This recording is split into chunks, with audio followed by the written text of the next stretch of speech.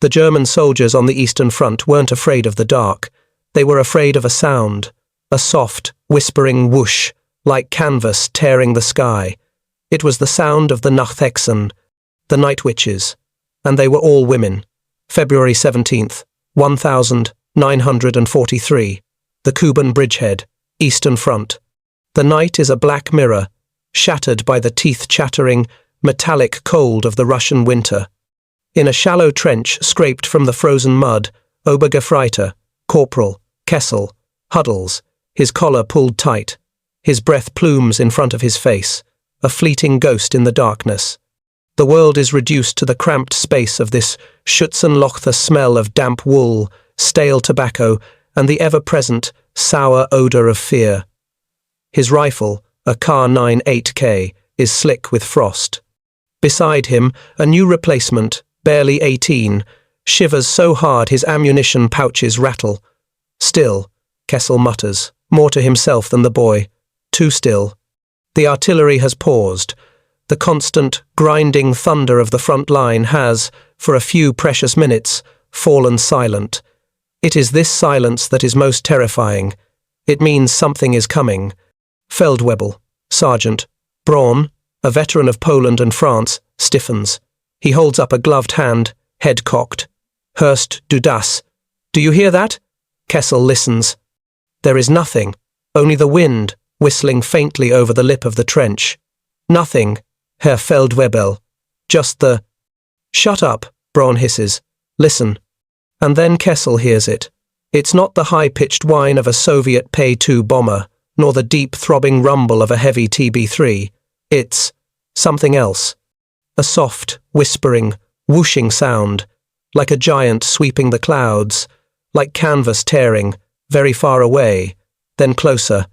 Panic, cold and sudden, grips the trench. Lichter aus! Braun roars in a choked whisper. Zigaretten, now! The glowing embers of a dozen cigarettes are pinched out, plunged into the snow. The men press themselves against the frozen dirt wall. The new replacement begins to mutter a prayer. Nachthexen, someone whispers, and the word itself seems to drop the temperature by another 10 degrees. Night witches.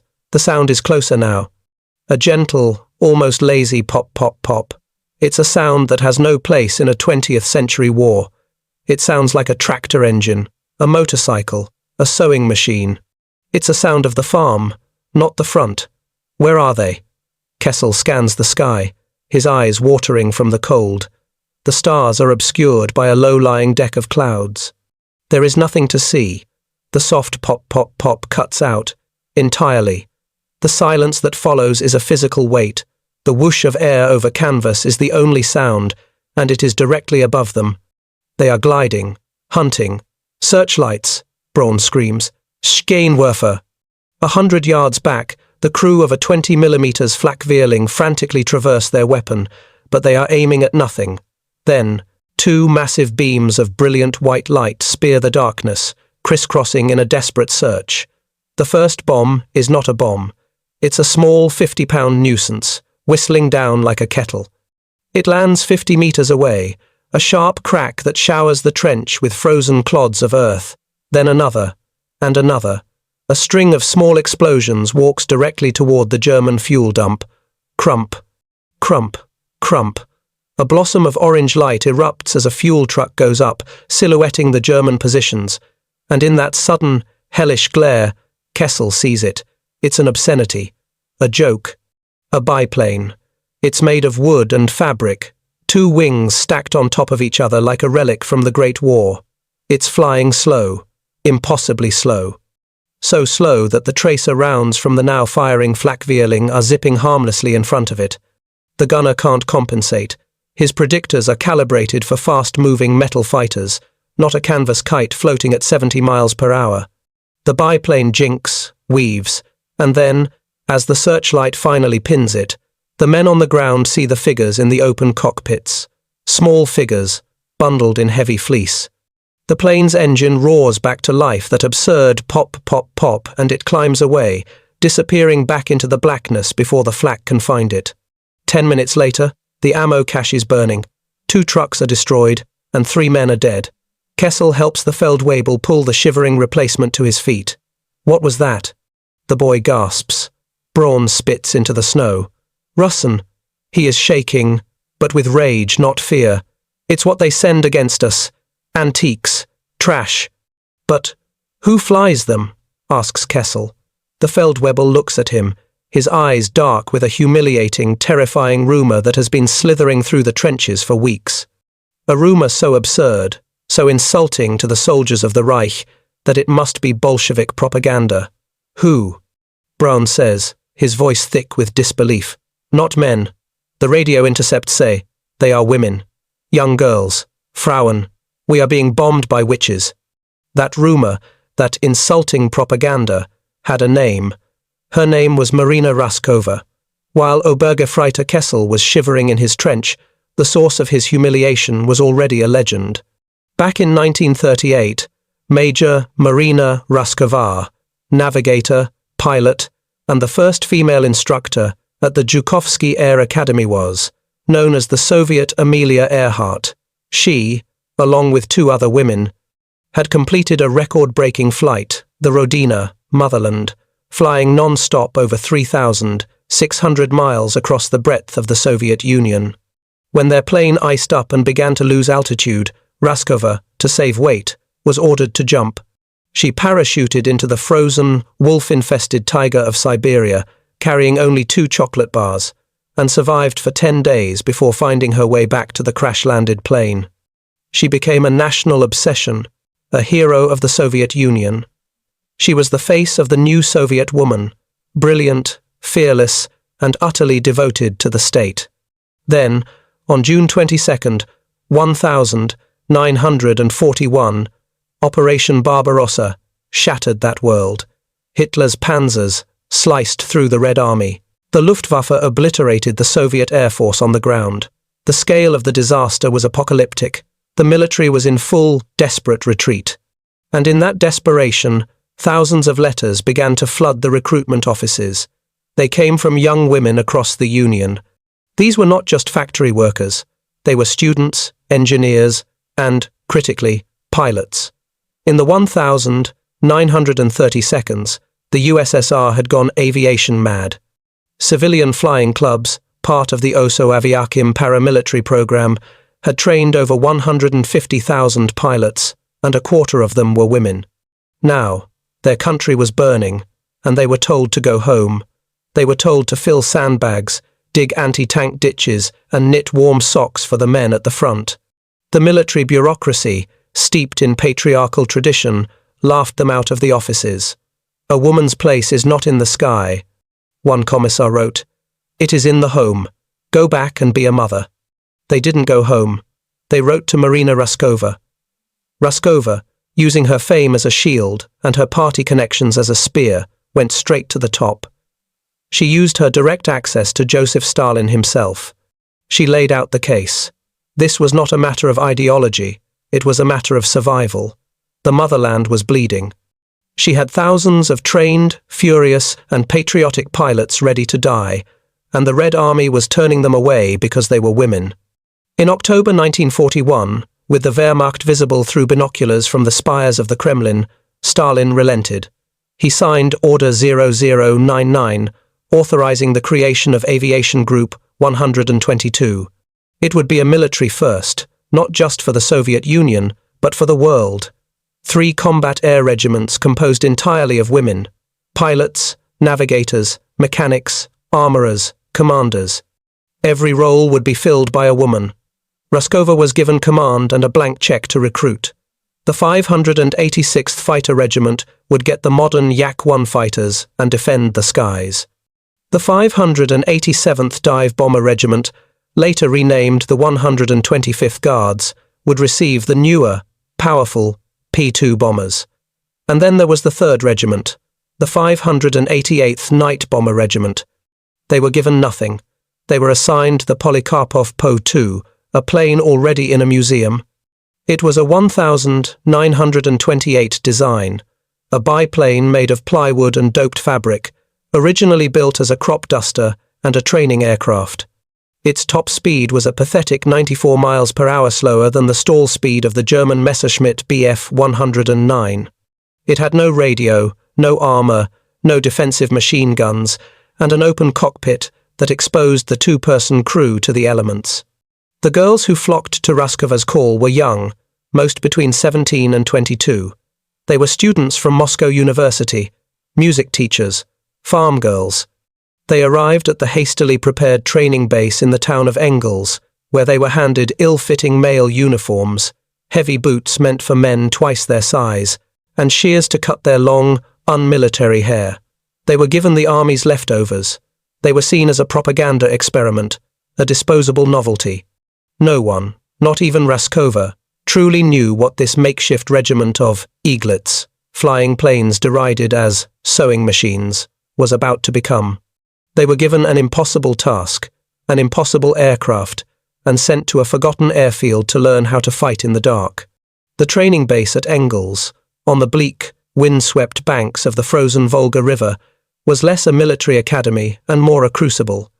It was here, in the brutal winter of 1941, that the experiment began. The 588th Regiment was assigned its own commander, Yevdokia Bershanskaya. She was not a military general. She was a 8-year-old civilian flight instructor, but she possessed 10 years of flying experience and a will of cold, unbending steel. She was short, stern, and demanded absolute, uncompromising perfection. The girls, most of whom were barely out of school, came to call her Batka Fathera, name born of both terror and profound respect. The conditions were appalling.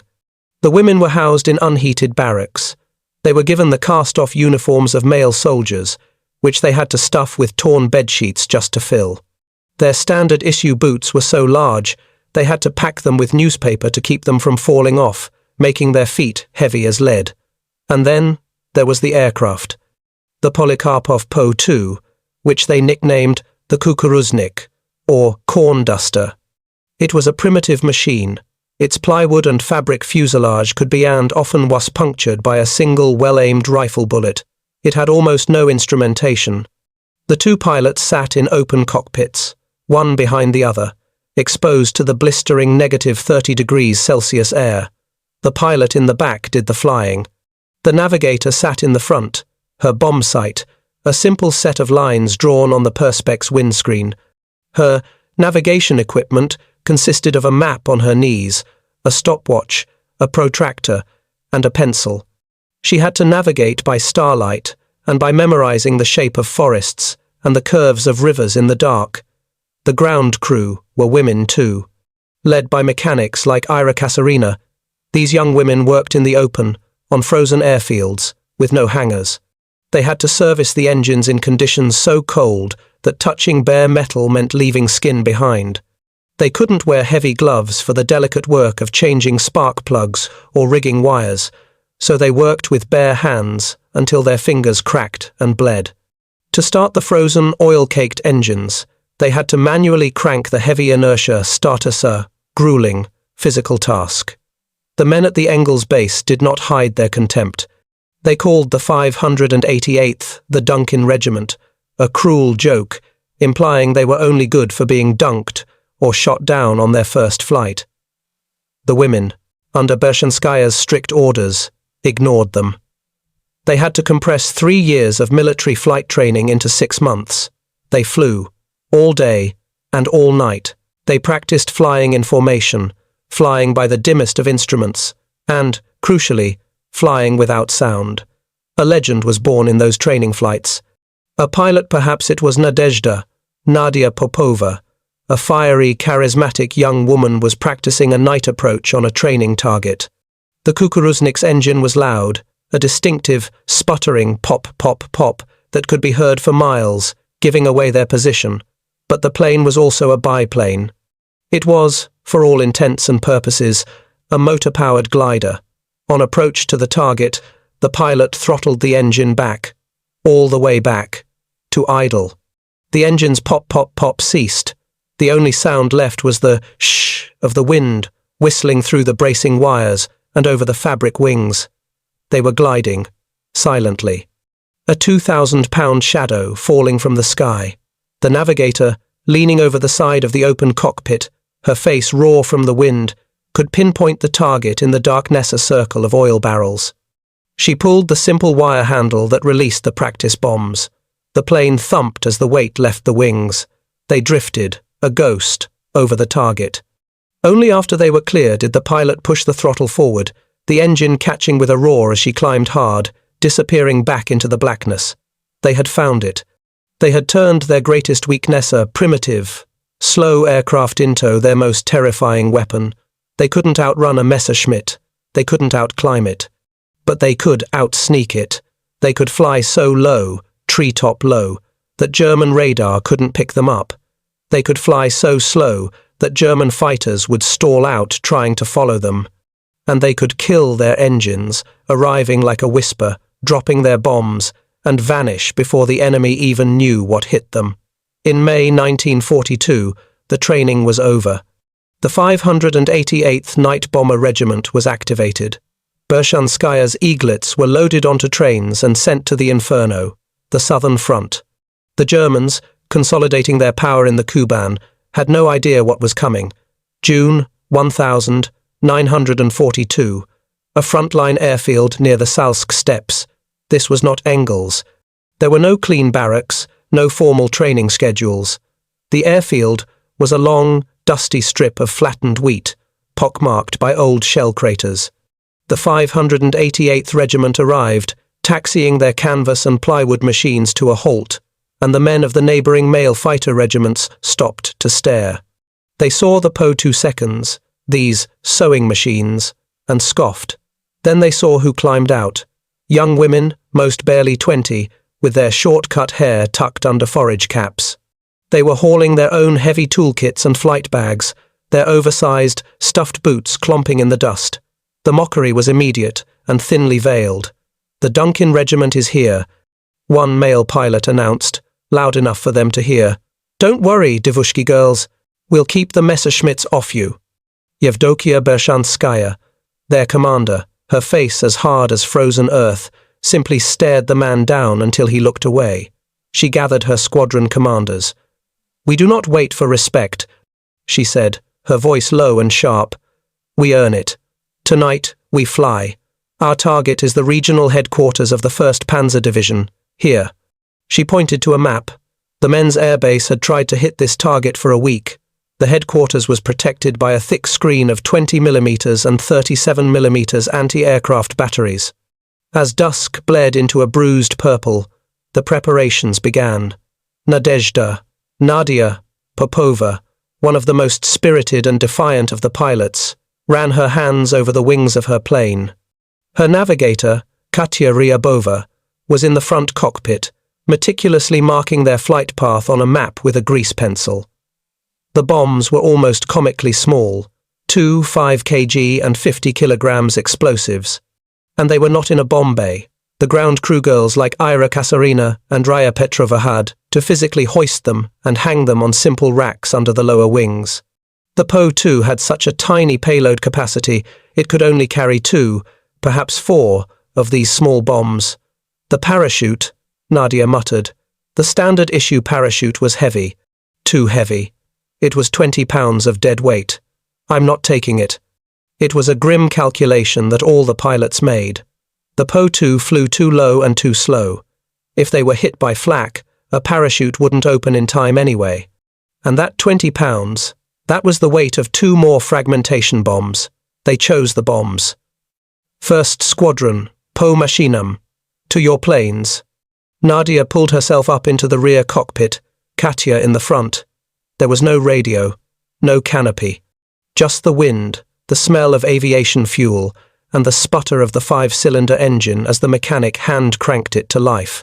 One by one, the sewing machines rumbled down the dark field and lifted, shadows against the stars. They did not fly high, they flew low, 50 feet off the ground. They followed roads, railway lines, and riverbeds, navigating by the black pack, the darkest unlit patches of the occupied territory. An hour later, Katya Ryabova tapped Nadia on the shoulder and pointed, ahead, the German lines. Far in the distance, a searchlight probed the sky, but it was looking for aircraft at 10,000 feet, not 100. Nadia pulled back on the throttle. The pop, pop, pop of the engine died. The world was suddenly, terrifyingly silent. Only the shh, shh of the wind whistling through the bracing wires. They were a ghost, a kite. Katya was now the one in charge. She leaned over the side of the open cockpit, the 80 miles per hour's wind tearing at her face, her eyes fixed on the ground below. She was looking for a pre-memorized landmarker crossroads, a distinctively shaped barn. She saw it. The target, a large farmhouse complex, was just ahead. Steady, steady, she yelled over the wind. German sentries on the ground heard it. The sound of the wind. They looked up, confused. It sounded like a breeze, but it was too loud, too directional. "Dave!" Katya screamed. "Now!" She yanked the wire release. The plane jumped as the 50 kilograms bombs fell away. Nadia counted. 1, 2, 3. Crump. Whump. A blossom of orange light erupted below, illuminating the entire complex. A second later, the sky exploded with tracers. Red, green, and white lines of fire clawed at the air.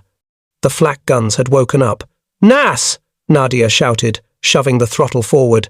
The engine roared back to life with a deafening pop, pop, pop. She threw the light biplane into a violent, unpredictable bank, diving back toward the ground as searchlights snapped on, sweeping the sky in a panic. They were already gone. They landed back at the field, their faces numb with cold, their hearts hammering. An officer was waiting. "Fuel and rearm," he shouted. "You're going back." Nadia stared. "Back?" "The bombs are small," the officer said, not unkindly. "The target is still there. Go again." And again. And again. That night, the 588th flew 8, 10, sometimes 15 sorties, each plane. They were a human conveyor belt of explosives. They would fly, drop 2 bombs, return, refuel, rearm, and be back in the air in under 10 minutes, often flying to the same burning target. The Germans on the receiving end were driven mad. They were being pecked to death. This wasn't war. It was harassment. It was psychological torture. This soft, whispering sound, this whoosh, followed by an explosion, then the insane pop, pop, pop of a retreating engine. It was maddening. It was ghostly. And because it came from the dark, from nowhere, and was delivered by a force they could not see, they gave their tormentors a name born of the dark forests of their own folklore, a name that perfectly captured their frustration and their fear. Nachthexen, the night witches. The joke was over. By the spring of 1943, the German soldiers of the Kuban bridgehead no longer told crude jokes about the sewing machines. The laughter had frozen in their throats. The Nachthexen were no longer a harassing nuisance. They were a systemic, psychological poison. The reports from Wehrmacht and SS officers became increasingly frantic. Men couldn't sleep. Sentries were firing at shadows, at the sound of the wind. A new, specific kind of terror had taken root, flak fever. The constant, nightly expectation of that whoosh, followed by the crump of bombs, was shattering the morale of entire divisions. The Germans were being bled by 1,000 tiny cuts, and the hand holding the knife belonged to a teenage girl in an open cockpit. The German High Command, in a fit of enraged disbelief, responded. They moved their best night fighter ace, Hauptmann Gerhard Gerd von Bonin, to the sector. His orders: eradicate this female rabble. He was promised the Reich's highest honor, the Knight's Cross of the Iron Cross, if he could just shoot one of them down. For the women of the 588th, this was the ultimate sign of respect. They were being hunted, but the Kukuruznik was a phantom. When German Bischofer 109 seconds and Focke-Wulf 190 seconds were scrambled to intercept, they faced an absurd problem. The Po-2's maximum speed was slower than the German fighter's minimum stall speed. To get a firing solution, the German pilots had to slow down so much they risked falling out of the sky. The witches, in turn, would simply jink, drop down to treetop, literally flying below the height of the telephone poles and disappear into the darkness. The real threat wasn't the fighters. It was the flak. The Germans developed a new tactic: flak circuses. They would ring a high-value target, a supply dump, a railway hub, a bridge knot with a few guns, but with a dense, interlocking wall of 20mm and 37mm cannons. Then, they would deliberately leave one small part of the target in the dark, an inviting hole in the defences. The witches learned. They adapted. They developed their own deadly three-plane formation. Let's ride along with a crew. The pilot is Nadia Popova, 21 years old. Her navigator is Katya Ryabova. Their target is a railway junction, a known flak circus. They approach the target at 4,000 feet. 2 other Po-2 seconds are with them. Nadia. Katya's voice crackles over the simple wire-thin intercom. They are ready. We are the bait. Understood, Nadia replies, her hands firm on the wooden stick. Going in. Nadia and the second plane dive, engines roaring at full throttle. They are the distraction. Instantly, the darkness below erupts. Dozens of searchlights, brilliant, blinding columns of white and blue, snap on and pin them. They are trapped in a cone of light. Jinking! Nadia yells, throwing the Po-2 into a violent skid, trying to break the blue-fingered hands of the searchlights. Then comes the flak. It doesn't just crackle, it thumps. A deep, visceral cough that shakes the airframe. The shells explode around them, creating boxes of shrapnel. The Germans used color-coded shells. The witches could see the beautiful, deadly flowers of red, green, and yellow bursting around them, each color telling them the gun's range and azimuth. They were flying inside a kaleidoscope of death. But this was the plan. While every searchlight and every flak gun on the ground was pointed at Nadia and the other bait plane, the third plane, the Ghost, had throttled her engine to idle. She was gliding in, silent, invisible, above the chaos. Her navigator, in the sudden concentrated darkness, had a perfect, unobstructed view of the real target, the one the Germans were trying to protect. She dropped her bombs. Whoomp, whoomp. The railway cars below vanish in a flash of orange. Target hit. The Ghost plane's pilot transmits. "We're out!" Nadia shouts. She shoves the stick forward, diving for the ground, the wind screaming in the wires, the flak tearing the sky where she was a second ago. They lived this way, night after night. They were a family, a true sorority. Back at their makeshift Basia collection of tents and mud huts, they defied the war that was trying to consume them. They were still women. They used their navigation pencils as eyeliner. They salvaged silk from German supply parachutes to make new blouses. They embroidered flowers onto their uniforms and painted personal insignia, lilies, roses, cartoon characters, the fuselages of their sewing machines. They would dance to a single, crackling phonograph between missions, their heavy boots thumping on the dirt floor. Then the alarm would sound. They would braid their hair, kiss each other for luck, and climb back into the cold, oil-streaked cockpits. Not all of them came back. The losses were horrific. When a plane was hit, it didn't explode, it burned. A plywood and fabric machine coated in flammable dope, it would ignite like a torch. The crews had no parachutes. On one mission, Nadia Popova was flying her 42nd sortie. The flak was so intense she could smell the cordite in her own cockpit. Her plane was rocked, again and again. She felt the controls go soft as wires were cut. Shrapnel ripped through the wings. She limped back to base, the engine sputtering. When she landed, she and Katya could only sit and stare. The ground crew counted the holes. There were over 30. Her fuselage was shredded, her fuel tank was punctured. Even her navigation map, on Katya's lap, had a hole in it. "Nadia," Katya said, her voice shaking as she pointed to a hole in the cockpit door, just inches from Popova's head. "I think we were born in a call." They were lucky. That same night, 4 other crewsate of their friends flew into the flak and did not return. The morning after a bad night, the airfield was a place of hollow, echoing silence.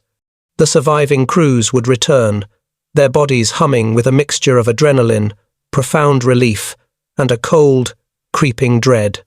They would climb out of their cockpits, their legs shaking so badly they could barely stand, and they would wait. They would stare at the eastern horizon, watching for the 2 or 3 planes that were late. But the Kukuruznik had only 2 hours of fuel. After that, late became lost. The 4 empty parking spots were a void. The mechanics, their faces streaked with grease and frozen tears, would slowly begin the grim task of gathering the personal effects from the lost crew's tents. A half-finished letter home, a book of Pushkin's poetry, a small, embroidered flower. This was the price, and the price was paid almost every night. But their sacrifice was not invisible. In February 1943, for their tenacity, their courage, and the sheer psychological damage they were inflicting on the enemy, the 588th Regiment received the Red Army's highest honor. They were redesignated the 46th Guards Night Bomber Aviation Regiment. This was not a token. The Guards title was an elite designation, awarded only to units that had proven their supreme skill and courage in the face of the enemy. The Duncan Regiment, the sewing machines, the eaglets. They were now, officially, one of the most decorated and respected units in the entire Soviet Air Force. The men in the neighboring fighter regiments no longer scoffed. They looked on in awe and, perhaps, a little shame. The title, however, only made the war harder. The Germans, infuriated by this un-Germanic and unnatural form of warfare, redoubled their efforts. The Luftwaffe issued a standing order. Any pilot or flak gunner who could bring down one of the Nachthexen would be immediately awarded the Iron Cross. The sky over the Kuban, and later the Crimea and Belarus, became a lethal wall of steel, and the physical toll was beyond what most soldiers could endure. The witches lived in a state of perpetual bone-deep exhaustion. They flew all night, every night, in all weather. If a blizzard was so bad that the male Po-2 bomber regiments were grounded, Bershenskaya's witches still flew. "The weather is our ally," she would say. "The Germans won't expect us." They flew with frostbite, blackening their fingers and toes. Their goggles would sometimes freeze to their faces, and they would have to rip them off, taking skin with them. Navigators, straining to see landmarks in the pitch black, suffered from agonizing night blindness. The pilots' eyes were so strained from staring into the flak-filled darkness that they would hallucinate, seeing phantoms of enemy fighters in the clouds. They were constantly sleep-deprived, trying to rest during the day in damp, muddy dugouts or tents. Often while the same German Luftwaffe they had bombed hours earlier retaliated by bombing their airfield. But the physical cost paled before the emotional one. The regiment wasn't just a military unit, it was a 200-person family. Every loss was the death of a sister. Her name was Yevgenia Rudneva, Zhenya. She was the regiment's chief navigator, a brilliant, gentle 2-3-year-old from Moscow University. Before the war, she was an astronomer, a dreamer who wrote letters home about how beautiful the stars were from the cockpit. She navigated by the same constellations she had once studied for her degree. She had flown over 600 missions. On the night of April 9th, 1944, over the Kerch Peninsula in Crimea, Zhenya was navigating for her pilot, Panna Pasha Prokopieva. It was a routine mission to a flak-heavy target. Another crew, flying nearby, saw it happen. Zhenya's plane was bracketed by flak, a direct hit. The plywood and fabric Kukuruznik didn't explode. It lit up. It became, in an instant, a torch, a comet of fire falling through the blackness. The other crews, in the air, were forced to watch it, in agonizing silence, as it arced down and vanished into the earth. There were no parachutes. When the news reached the base, the regiment broke. They wept, openly and without shame. Then, the grief curdled. It turned into a cold, hard, unquenchable rage. That very night, the ground crews took white paint and began scrawling on the 50 kilograms bombs being loaded onto the remaining planes. "For Zhenya! For Pasha! Death to the fascist hangmen!" The girls who climbed into the cockpits that night were not the same girls who had left Engels. Their youth had been burned away, cauterized in the flak and the flames of their sisters' planes. They were no longer eaglets. They were the 46th Guards. and they were flying not just for the motherland, but for vengeance. Vengeance became a methodical, nightly routine. The 46th Guards moved with the advancing Red Army, a relentless shadow pacing the Wehrmacht's retreat. From the blood-soaked fields of the Kuban, they pushed west.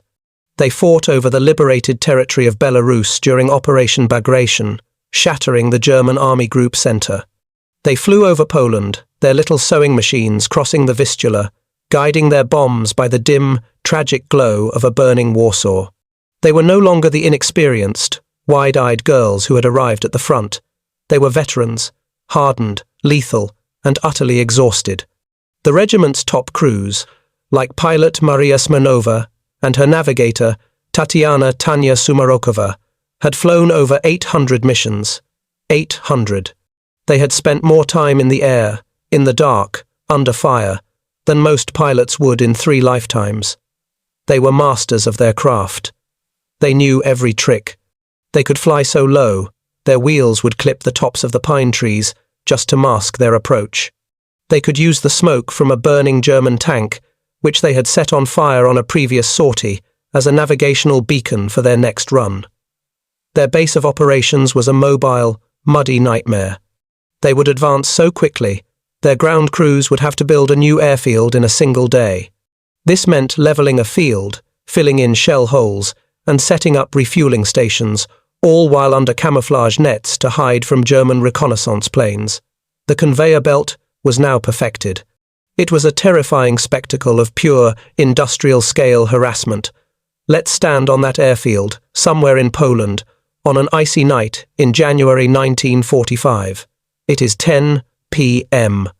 A line of 10 Po-2 seconds is parked, engines idling with that pop-pop-pop. Yevdokia Bershanskaya, Batka, stands by a canvas tent, a mapboard under her arm, her face illuminated by a single, shielded lantern. First Squadron, target is the railway bridge at Kolberg. Second Squadron, the supply convoy on Road 14. Go. The first plane, flown by a 20-year-old who looks 40, her eyes old and hollow, taxis into the darkness. She takes off. 2 minutes later, the second plane takes off. 2 minutes later, the third. By the time the 10th plane is in the air, the first plane is already over the target, dropping its bombs. By the time the 10th plane is returning, the first plane is already on the ground. The ground crew girls who have not slept in 36 hours run to it before the engine stops. Fuel! One shouts, dragging a heavy hose. Bombs! Another shouts, fumbling with the frozen metal release catches. The navigator, Katya Ryabova, doesn't even get out of the cockpit. She just hands a crumpled mission report to an officer who hands her a new map sheet. New target. He grunts. A flak battery at coordinates 40 grid 12. They are harassing the second squadron. Silence them. We're fueled, the mechanic screams. We're armed, the armourer yells, holding up her bleeding, gloveless hand, having just twisted the arming vanes on 250 kilograms bombs. The pilot, Nadia Popova, who has been in the air for 7 of the last 8 hours, just rubs her frozen face, takes a swig of lukewarm water from a canteen, and nods. Clear. The engine roars. In less than 8 minutes from landing, they are airborne again. This was the conveyor belt, all night, every night. A continuous, unbroken loop of small planes flying small missions, adding up to one catastrophic, morale-breaking nightmare for the enemy. The Germans, now in full retreat, had a new, terrified respect for them. A captured German officer's diary entry read, "We cannot understand this. We have shot down planes from these witches night after night, but they only seem to have more of them. They are like ghosts. They are not human. They come from the dark, and they do not stop." He was right about one thing. They did not stop. They had crossed the whole of Russia. They had crossed Belarus. They had crossed Poland. And now, in the spring of 1945, their navigators looked down from their open cockpits, their eyes fixed on the new, unfamiliar landscape below. They had run out of Soviet territory. They had run out of Poland. They were over the Oder River. They were over Germany. The final target was in sight. Berlin, April 16th, 945. A captured German airfield near Kustrin, on the west bank of the Oder River. The ground itself trembles. It has not stopped trembling for 2 days. This is not the intermittent thunder of artillery. It is a continuous, seismic roar. Marshal Zhukov has unleashed 40,000 guns on the Silo heights, and the 46th Guards are parked directly behind them. For the women of the regiment, sleep is impossible. The night sky to the west, in the direction of Berlin, is no longer black. It is a pulsating liquid red. It looks, as Nadia Popova would later say, like the inside of a furnace. They no longer wait for darkness. The air is a permanent, choking twilight, a mixture of fog, cordite, and the smoke from 1,000 fires.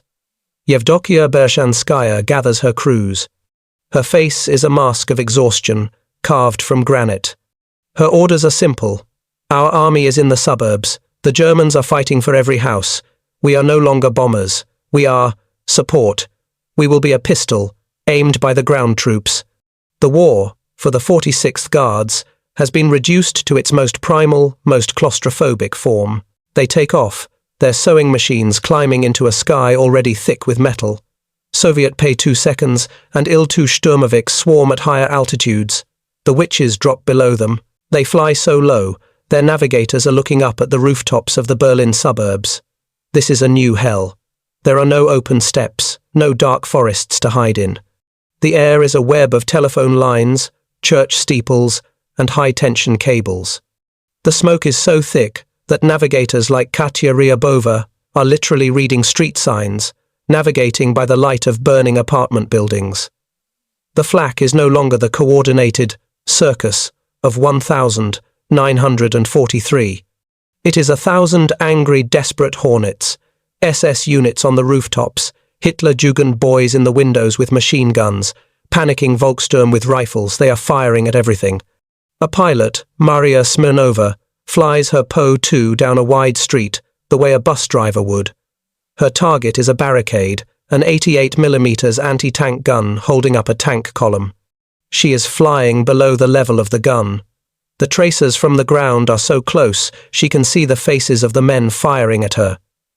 She and her navigator drop their 2 small bombs from 300 feet. The barricade vanishes. She yanks the wooden stick, pulling the Po-2 up in a violent chandelle, her wings barely clearing a smoking chimney. This is the battle for Berlin. It is intimate, ugly, and personal.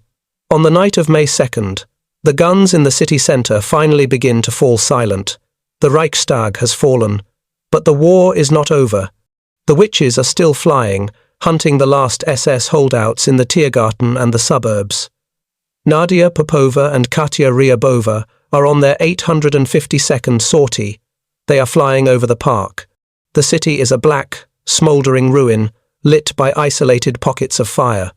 The sounds of battle have been replaced by an even more terrifying silence. "Look, Katya!" Nadia's voice crackles, pointing down. Below them, in the moonlight, is the shattered, skeletal dome of the Reichstag, and just beyond it, the burned-out husk of the Brandenburg Gate. They are sitting in an open cockpit, 1,928 designed biplane, made of plywood and fabric, floating over the very heart of the 1,000-year Reich. The machine that was a joke, an insult, a sewing machine, has outlasted the Panzers, the Messerschmitts, and the entire Wehrmacht. The witches have flown from the frozen fields of the Volga, across the whole of their ravaged motherland, to see this. They drop their last bombs on a flickering light in the trees. They don't even know if it's a target. It doesn't matter. It is a lullaby. The last one. They land back at their field, and they wait. For 6 more days, they sit, refueled and rearmed, waiting for the order. Then, on the night of May 8th, 1945, a runner comes from Bershanskaya's tent. He pins a message to the board. The war is over. Germany has surrendered. All sorties are cancelled. There is no cheering. There are no shouts of victory. The 200 women of the 46th Guards Regiment simply stand. The conveyor belt has stopped. The adrenaline that has kept them upright for 4 solid years, through 24,000 missions, drains away. They look at each other, their faces streaked with oil, their eyes ancient, and they begin to weep. They weep for Zhenya, they weep for Pasha, they weep for the 30 other sisters who are not there to see this moment. The 46th Guards Night Bomber Regiment was, quite possibly, the most decorated female unit in history. They had dropped over 3,000 tons of bombs. 23 of their members, including Nadia Popova, Maria Smirnova, and Katya Ryabova, were named heroes of the Soviet Union. Their commander, Yevdokia Bershanskaya, was the only woman ever to receive the prestigious Order of Suvorov. When the war ended, the regiment was disbanded. Their beloved, bullet-riddled kukuruzniks were sent to the scrapyard. The women were told to go home. They were given civilian clothes. They were told to get married, to be mothers, to be quiet, and to forget. But they never forgot. And the Germans who survived the Eastern Front, in their old age, would still wake up in a cold sweat. They would never forget the sound that haunted their nightmares. Not the scream of a rocket or the whine of a fighter, but the soft, gentle, impossible whoosh of the wind, the sound of a canvas witch gliding through the dark.